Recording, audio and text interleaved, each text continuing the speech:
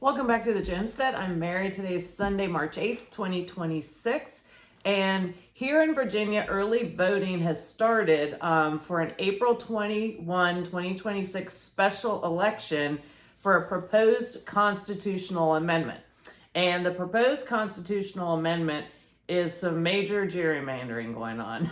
But it reads, quote, should the Constitution of Virginia be amended to allow the General Assembly to temporarily adopt new congressional districts to restore fairness in the upcoming elections while ensuring Virginia's standard redistricting process resumes for all future redistricting for the 2030 census. So they want to just be able to redistrict whenever they feel like it in the name of fairness. And honestly, just because of the way this is written is a good reason to just vote against it, regardless of whether you know what they're even talking about. So this is what the Democrats consider restoring fairness looks like. And I'll zoom you guys in so you can see this a little better. Here is how Virginia votes right now, and their proposed redistricting into fewer and larger districts. And so this would be the result that you get. And she actually did a really good job explaining this. It said the proposed amendment would shift Virginia from a balanced congressional delegation, which is 6 Democrats and 5 Republicans, to 10 Democrat seats and 1 Republican seat, effectively silencing the votes of millions of Virginians. So how that sounds fair to everyone, doesn't it? Everyone that's a Democrat.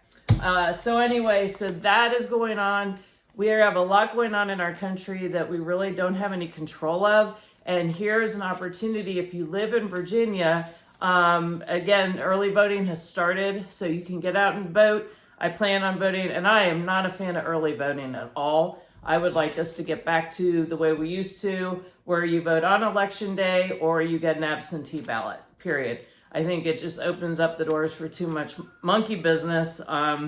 But anyway, I will get out and cast my vote, and I will be voting no for this proposed amendment. And so again, that's an opportunity if you live in Virginia where you can actually at least participate and feel like you have some control of what's going on in your own backyard. So, and also just last week, a congressional official stated, and I'm going to shift gears a little bit and talk about some of the things that I really can't control, but I think it's important for us to be informed about. And last week, a congressional official stated that the preliminary cost estimate of the war in Iran is $1 billion per day. I think, to be exact, they said about 900 million.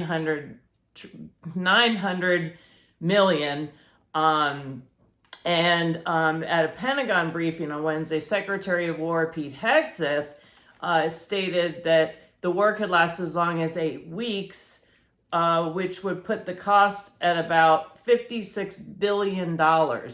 And unfortunately, we've seen this before, where it's going to be brief, and then it's going to be a couple weeks, and then it's going to be even more weeks. Let's hope and pray that it ends sooner than anyone expects. So I think regardless of whether or not you think this war was justified, our country can't afford it. We're almost $39 trillion in debt. And if you're interested in why I don't support it, I did my last video, I spoke about that. So if you're interested, you can go back and watch that. But bottom line is we can't afford this. And again, what's going to happen is they're going to be printing more money. So you're going to have more currency in the system, and that's going to result in more inflation. Not to mention the effects of that, in addition to supply chain challenges that I would expect that we'll be seeing as a result of the war going on. So I think there are a lot of things to really be paying attention to with regards to this. And there are things you can't control about it, but you need to pay attention and educate yourself on things that may impact you so that you are prepared. And yesterday I was watching the Sean Ryan show, and he was interviewing Sarah Adams, who was a CIA targeting officer, and now she's has a very integral part of our national security. It works in national security capacity, is extremely intelligent and so knowledgeable. And she was a CIA targeter in Benghazi. And anyway, so she has really put her energy and focus into identifying threats in the United States, and she has identified specific ones, and she has taken it upon herself and a team to go around the country and speak to maybe at the sheriff's department, the police department, the various FBI offices, to share the threat assessment that she's uncovered, then how they can best be prepared. And what is infuriating for her, and also just for me to hear about, is the fact that some of these are very receptive. There are certain offices very receptive. There are others that they don't think there's any credibility to this, and it's a waste of time, and they're not even going to listen. And unfortunately, the FBI, the director of the FBI, has been very vocal in basically telling the departments to disregard these threats and don't pay any attention. So I think that is very irresponsible. And Kent has stated that we have 19,000 known terrorists in the United States. So it just makes sense that you would want your citizens to be informed. You want your law enforcement to be informed and have a really good understanding of how to prepare. What are the signs to look for? And so, but unfortunately, it's very unfortunate to see this. But again, we see historically where government doesn't want its citizens to be informed and prepared for anything. So we're dependent on them to come save us. And something that was related to this, I read an article this morning specifically that it was titled "White House Blocks Intelligence Report Warning of Rising Terror Threat Linked to Iran War." And this was a joint intelligence statement. The FBI, Homeland Security, and National Counterterrorism Centers were preparing to release to state and local authorities so I thought that was a good thing on their part. And the White House has intervened and basically told them not to put it out because they don't want people thinking that because of what's happening in Iran, that there's a higher threat level here in the United States. But I think that's ridiculous because since 9/11, we've had a constant elevated terrorism alert in the United States.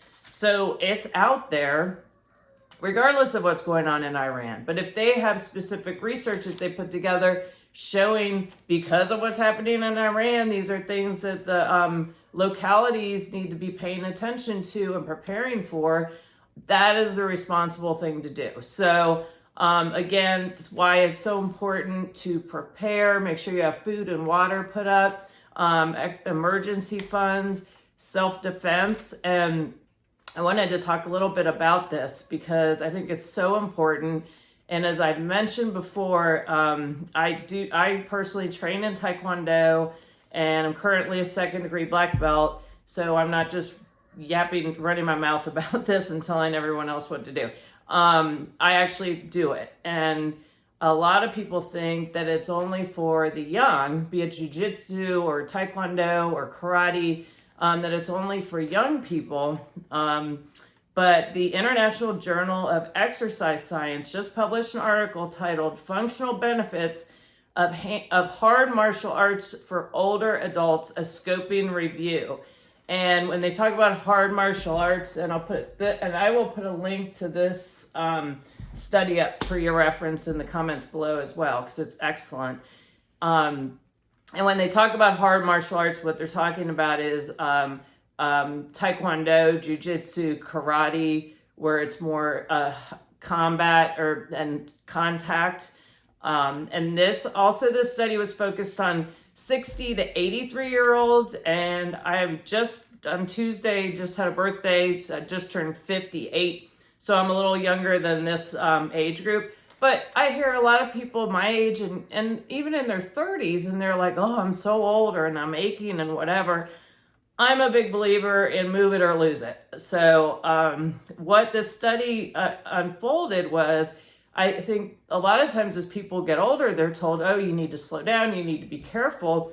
But then they lose their strength and their balance. And the benefits of participating in martial arts were the following: improved strength. And as you know, older people, as you get older, your muscles decline if you're not continuing to use them. And there are more and more studies out that doing increased weight and strength training is a benefit as well. It improved mobility and aerobic endurance, flexibility, balance, and coordination. And how many of us know people that because of a fall, then unfortunately they were never able to recover from that, which is really sad. And also it helps with the flexibility, balance, and coordination. Also mental acuity, and something else they found with the hard martial arts for older people is that they don't quit. They tend to stay in the activity. And the reason behind that is because you're always being challenged, and you also develop relationships, friendships with people you're taking class with. Everyone starts at the same level. So everyone was a white belt at one point and didn't know anything about anything. And you ease into it. And if you go to the right school, they're gonna pay attention to, they're not gonna expect you to do things that 15-year-olds are doing. But you also work at your pace and constantly challenging yourself. And so it continues to maintain, you're able to get your strength, and you're also conditioning yourself to be able to fight, which is really important. And that socialization is also extremely important. And I think a lot of times you see when people get older, they lose that muscle, they start losing their strength, losing their muscles, and then they are less active. And really just their bodies just start to decline from a lack of activity. And I think the other thing that's really important is to maintain, I'm not a doctor, I'm not an expert, it's just things that I've learned over the years. Increased proteins is really important, and hydration. So again, don't just because you're however old you are, if you haven't been doing anything for a while, you just, as they always say, beginning is half done, and you just start. And you work with, the people I train with some of them are 8 years old, some of them are 35, some of them are 18, and one gentleman's 80. So it's across the spectrum. But I think it's a really good activity to participate in. And given the environment we're in today, with the unpredictability and things, and making sure that you're paying attention to what's going on around you when you're out and about, I think it's important to have that training. So anyway, thank you all for watching. Look forward to talking to you again soon. And please like, subscribe, and share. And I look forward to talking to you again soon. I just said that, so ignore I said it again. Have a great day. Bye-bye.